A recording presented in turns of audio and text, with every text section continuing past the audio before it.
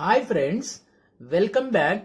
Friends, Andhra Pradesh గ్రామ ward సచివాలయాల digital assistant syllabus లో ఇంపార్టెంట్ కాంపోనెంట్ అయినటువంటి ఆపరేటింగ్ సిస్టమ్స్, ఈ ఆపరేటింగ్ సిస్టమ్స్ నుంచి 9 మార్క్స్ రేపు ఎగ్జామ్స్ లో రానున్నాయి. గత ప్రశ్నాపత్రాలను పరిశీలిస్తే ఈ విషయం అర్థమైంది.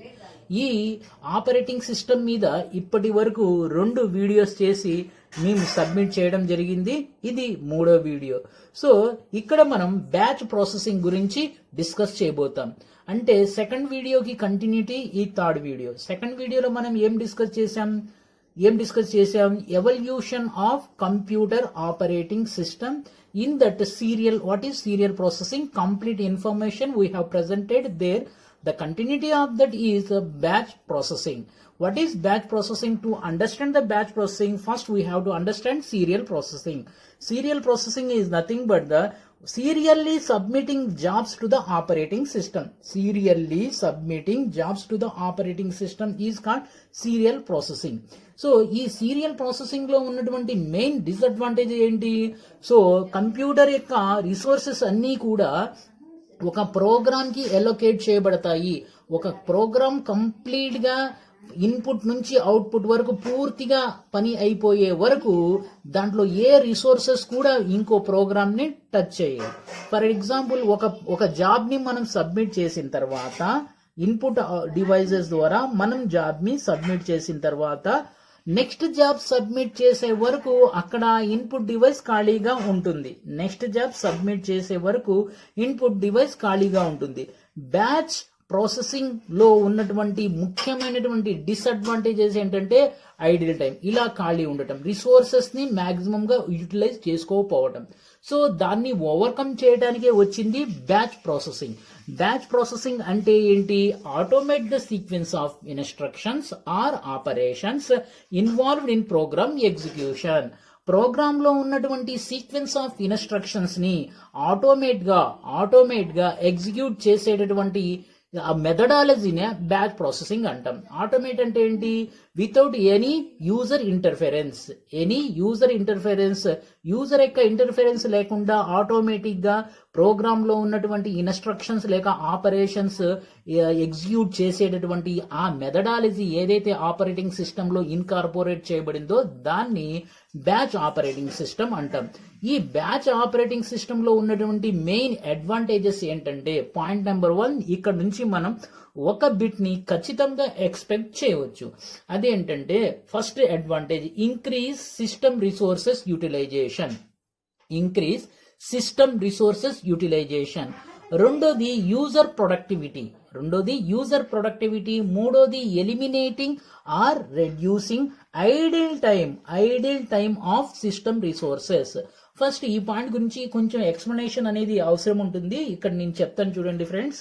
Eliminating or reducing, what we are eliminating? Idle time of the system resources ఖాళీగా ఉండకుండా చెయ్యటమే basic objective of batch processing system.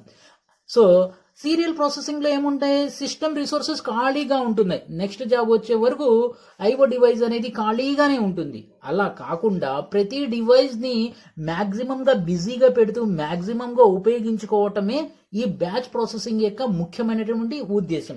So ఈ ఏదైతే ఐడిల్ టైం ఉందో దాన్ని తగ్గించడం గాని దాన్ని పూర్తిగా లేకుండా చేయటమే ఈ బ్యాచ్ ప్రాసెసింగ్ యొక్క ముఖ్యమైనటువంటి లక్షణం. ఈ 3 పాయింట్స్ చాలా చాలా important. So right, next one అనేది అంటే ఎలాగిస్తాడంటే మ్యాచింగ్ లో ఇస్తాడు. ఒకవైపు బ్యాచ్ ప్రాసెసింగ్, ఇంకో సీరియల్ ప్రాసెసింగ్, దాంట్లో మ్యాచ్ చేయమంటాడు. కాబట్టి ఈ 3 పాయింట్స్ అనేవి చాలా ఇంపార్టెంట్. ఒకటి, బ్యాచ్ ప్రాసెసింగ్ లో ముఖ్యమైనటువంటి ఆబ్జెక్ట్ ఏంటంటే ఇంక్రీజ్ సిస్టమ్ రిసోర్సెస్ యూటిలైజేషన్. రెండోది యూజర్ ప్రొడక్టివిటీని ఇంక్రీజ్ చేయటం. మూడోది eliminating or reducing idle time of system resources. ఆ తర్వాత యాక్చువల్లీ దీన్ని బ్యాచ్ ప్రాసెసింగ్ అని ఎందుకు అంటామంటే several programs batch together on single input device like magnetic tape. So ఈ బ్యాచ్ ప్రాసెసింగ్ అనేది, ఈ టెక్నిక్ ఎప్పుడు వచ్చింది? లేట్ 1970s లో వచ్చింది. అరౌండ్లీ 1976-77 లో వచ్చింది. ఆ టైంలో ఇన్పుట్ డివైస్ గా మ్యాగ్నెటిక్ టేప్స్ ని వాడేవాళ్ళం. సో అంటే అప్పుడు ఆ టైంలో ఇన్పుట్ డివైస్ ని మ్యాగ్నెటిక్ టేప్స్ అలాంటి వాటిని వాడేవాళ్ళం. ఇక్కడ బ్యాచ్ ప్రాసెసింగ్ అంటే ఏంటంటే సో సిమిలర్ నేచర్ గా ఉన్నటువంటి సెవరల్ ప్రోగ్రామ్స్ ని ఒక బంచ్ లేక ఒక గ్రూప్ గా చేయటాన్ని బ్యాచ్ అంటాం. ఈ బ్యాచ్ ని గ్రూప్ కూడా అంటాం. సో దాన్ని బ్యాచ్ ప్రాసెసింగ్ అంటాం. బ్యాచ్ ప్రాసెసింగ్ అంటాం. ఈ బ్యాచ్ ప్రాసెసింగ్ విధానంలో ఈ మెథడాలజీలో ఒక టెక్నిక్ ని వాడటం జరిగింది. దాన్ని పేసింగ్ అన్నాం. PHASING. ఫేసింగ్ అంటే ఏంటి? ఫేసింగ్ అంటే ఏంటంటే సో సిమిలర్ నేచర్ ఒకే రకమైనటువంటి జాబ్స్ అన్నిటినీ, జాబ్స్ అంటే ఏమీ లేదు ఫ్రెండ్స్, ప్రోగ్రామ్స్ ని జాబ్స్ అంటాం. ఒకే రకమైనటువంటి జాబ్స్ అన్నిటినీ ఒక బంచ్ లేక ఒక గ్రూప్ గా సెట్ చేయడం. ఆ సెట్ చేసినటువంటి ఒక గ్రూప్ ని బ్యాచ్ అనడం. ఆ సెట్ చేసినటువంటి ఒక గ్రూప్ ని బ్యాచ్ అనటం. సో దీన్ని ఏమంటాం? ఇది దేని వల్ల సాధ్యమవుతుంది? ఫేసింగ్ వల్ల సాధ్యమవుతుంది. అసలు ఫేసింగ్ అంటే ఏంటి? Pre arranging related jobs so that execution can be performed more fastly. So అంటే ఫర్ అన్ ఎగ్జాంపుల్, మీ దగ్గర 10 రూపీ కాయిన్స్ కొన్ని ఉన్నాయి, తర్వాత 5 రూపీస్ కాయిన్స్ కొన్ని ఉన్నాయి. సో ఇక్కడ పేసింగ్ యాక్టివిటీ, ఆ ప్రొసీజర్ ఏం చేసిద్ది? 5 రూపీస్ కాయిన్స్ అన్నిటినీ ఒక గ్రూప్ గా చేసిద్ది, 10 రూపీస్ కాయిన్స్ అన్నిటినీ ఒక గ్రూప్ గా చేసిద్ది. ఈ ప్రొసీజర్, ఈ మెథడ్ ఏదైతే ఉందో దాన్ని మనం పేసింగ్ అంటాం. సో ఇది బ్యాచ్ ప్రాసెసింగ్ లో ఇన్కార్పొరేట్ అయినటువంటి ఒక టెక్నిక్. ఓకే, ఆ తర్వాత యాక్చువల్లీగా ఒక ముఖ్యమైనటువంటి ఉద్దేశం, బ్యాచ్ ప్రాసెసింగ్ యొక్క ముఖ్యమైనటువంటి ఉద్దేశం ఏంటంటే యూజర్ యొక్క ఇంటర్ఫిరెన్స్ లేకుండా ప్రోగ్రామ్స్ దానంతట అవేగా ఎగ్జిక్యూట్ అవ్వటం. దీనివల్ల ఏమవుతుంది? సిస్టమ్ పెర్ఫార్మెన్స్ అనేది పెరుగుతుంది, ప్రోగ్రామ్ పెర్ఫార్మెన్స్ పెరుగుతుంది, ఓవరాల్ పెర్ఫార్మెన్స్ అనేది పెరుగుతుంది. అలాంటప్పుడు యూజర్ సీరియల్ ప్రాసెసింగ్ లో ప్రతి చోట కూడా యూజర్ మాన్యువల్ గా ఇంటర్ఫియరెన్స్ అవుతూ ఉండాలి. యూజర్ అనేది ఇంటర్ఫియర్ అవుతూ ఉండాలి సీరియల్ ప్రాసెసింగ్. దానివల్ల డెడ్ స్లోగా ప్రాసెస్ అనేది జరుగుతుంది, చాలా టైం కన్జ్యూమ్ అనేది అవుతుంది. సో అక్కడ బ్యాచ్ సీరియల్ ప్రాసెసింగ్ లో ఉన్నటువంటి ముఖ్యమైనటువంటి డ్రాబ్యాక్ ఏంటంటే ఒకదాని తర్వాత ఒకటి ప్రోగ్రామ్ ఎగ్జిక్యూట్ అవుతాయి. ఉన్నటువంటి రిసోర్సెస్ అన్ని కూడా ఒక ప్రోగ్రామ్ కోసం ఎలొకేట్ చేయబడతాయి. సో మధ్యలో యూజర్ మాన్యువల్ గా ఇన్పుట్ ఇవ్వాల్సి ఉంటుంది. సో దీనివల్ల ప్రోగ్రామ్ మొత్తం ఎగ్జిక్యూట్ అవ్వడానికి చాలా టైం అనేది పడుతుంది.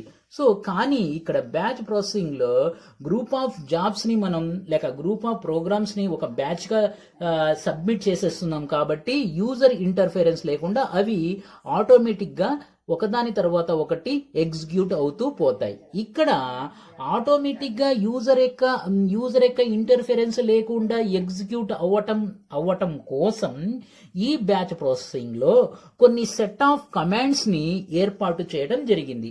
ఈ సెట్ ఆఫ్ కమాండ్స్ ఎప్పుడైతే మనం బ్యాచ్ సబ్మిట్ చేస్తామో బ్యాచ్ తో పాటుగా ఈ కమాండ్స్ అనేవి ఇవ్వటం జరుగుతుంది. ఆ కమాండ్స్ అనేవి జాబ్ కంట్రోల్ లాంగ్వేజ్ లో రాయటం జరిగింది. ఈ కమాండ్స్ అనేవి రాయటం జరిగింది. ఈ కమాండ్స్ అనేవి మనం బ్యాచ్ తో పాటు ఇవ్వటం జరుగుతుంది. దీంట్లో ఏముంటాయి? ఫర్ అన్ ఎగ్జాంపుల్, కొన్ని ఎగ్జాంపుల్, ఒక జాబ్ బిగినింగ్ అప్పుడు జాబ్ స్టార్ట్ అని ఉంటుంది, అది జాబ్ ఎండింగ్ అప్పుడు జాబ్ ఎండ్ అనేది ఉంటుంది, ఎండ్ ఉంటుంది, ఎగ్జిక్యూట్ ఉంటుంది. ఇక చిన్న కమాండ్స్ అనేవి ఉంటాయి. ఇక్కడ మనం కమాండ్స్ ఏ లాంగ్వేజ్ లో రాశారు, ఎక్కడ ఉంటుందని ఎవరు అడగరు. కానీ JCL అంటే ఏంటో అడుగుతారు. Job control language. ఇది ఒక చిన్న లాంగ్వేజ్. ఈ లాంగ్వేజ్ సహాయంతో కొన్ని కమాండ్స్ ని జనరేట్ చేసి ఆ సెట్ చేసినటువంటి జనరేట్ చేసిన కమాండ్స్ ని OS లో పెట్టినటువంటి కమాండ్స్ ఎప్పుడైతే బ్యాచ్ అనేది ఒక గ్రూప్ ఆఫ్ జాబ్స్ అంటే బ్యాచ్ అంటున్నాం కదా, ఆ బ్యాచ్ ఎప్పుడైతే సిస్టమ్ కి లేక OS కి సబ్మిట్ చేయడం జరుగుతుందో అవి సబ్మిట్ చేసినప్పుడు ఇవి ఆటోమేటికల్లీగా ఎగ్జిక్యూట్ అవుతాం మొదలు పెడతాయి. సో ఇక్కడ ప్రైమరీ మెమరీ అంటే ఏంటో మీరు కొంచెం అర్థం చేసుకోవాల్సి ఉంటుంది. ప్రైమరీ మెమరీ అంటే ఏం లేదు, మన మొబైల్స్ లో ఉండేటటువంటి ర్యామ్ ని ప్రైమరీ మెమరీ అంటాం. ఈ ప్రైమరీ మెమరీలో కొంత పోర్షన్ అనేది ఈ JCL లో రాసిన జాబ్ కంట్రోల్ లాంగ్వేజ్ లో రాసినటువంటి కమాండ్స్ స్టోర్ అవుతానికి లేక సేవ్ అవుతానికి ఎలొకేట్ చేయబడుతుంది. దాన్నే బ్యాచ్ మానిటర్ అంటాం. ఈ బ్యాచ్ మానిటర్ అనేది ఒక పర్టికులర్ ప్లేస్, ఒక రిజర్వ్డ్ ప్లేస్. ఈ రిజర్వ్ ప్లేస్ లో ఏముంటాయి, జాబ్ కంట్రోల్ లాంగ్వేజ్ లో రాసిన కమాండ్స్ ఉంటాయి. ఇవి ఎప్పుడు ఎగ్జిక్యూట్ అవుతాయి, బ్యాచ్ బిగినింగ్ అయినప్పుడు, బ్యాచ్ ఎండ్ అయినప్పుడు, బ్యాచ్ ఎగ్జిక్యూట్ కి, బ్యాచ్ రన్ కి. సో సందర్భాన్ని బట్టి ఇక్కడ నుంచి ఈ బ్యాచ్ మానిటర్ అనేటటువంటి ప్లేస్ నుంచి ఆ కమాండ్స్ అనేవి ఎగ్జిక్యూట్ అవుతాయి. దీనివల్ల ఏమవుతుంది అంటే ప్రోగ్రామ్ అనేది లేక జాబ్ అనేది యూజర్ యొక్క ఇంటర్ఫరెన్స్ అనేది లేకుండా ఆటోమేటిక్ గా ఎగ్జిక్యూట్ అవుతూ పోతుంది. సో ఫ్రెండ్స్, ఇక్కడ మనం బ్యాచ్ ప్రాసెసింగ్ గురించి చూసాం. అయితే బ్యాచ్ ప్రాసెసింగ్ ఏ విధంగా సీరియల్ ప్రాసెసింగ్ కన్నా better, yes, batch processing is somewhat better than the serial processing. ఎందుకంటే ఇక్కడ ఐడిల్ టైం ని, ఇందాక చెప్పాను 3 పాయింట్స్, ఐడిల్ టైం ని తగ్గించడం గానీ దాన్ని ఎలిమినేట్ చేయడం గానీ జరుగుతుంది. దీనివల్ల సిస్టమ్ రిసోర్సెస్ ఉపయోగం, యూటిలైజేషన్ అనేది పెరుగుతుంది, యూజర్ ప్రొడక్టివిటీ అనేది పెరుగుతుంది. సో కాబట్టి batch processing is better than the serial processing. Serial processing ఏంటి, ఒక ప్రోగ్రామ్, ఒక జాబ్ అనేది మనం సబ్మిట్ చేసిన తర్వాత ఉన్నటువంటి రిసోర్సెస్ అన్నీ కూడా ఆ జాబ్ కోసమే పనిచేస్తాయి. నెక్స్ట్ జాబ్ సబ్మిట్ చేసే వరకు ఆ రిసోర్సెస్ అలాగే ఐడిల్ గా ఉంటాయి. ఇది టైం ఎక్కువగా పడుతుంది, స్లోగా అవుతుంది, చాలా కంబర్సమ్ వర్క్. సో కాబట్టి అన్ని విధాలుగా batch processing is better than the serial processing. So this is the class batch processing, class number 3. Thank you. Have a great day ahead of you.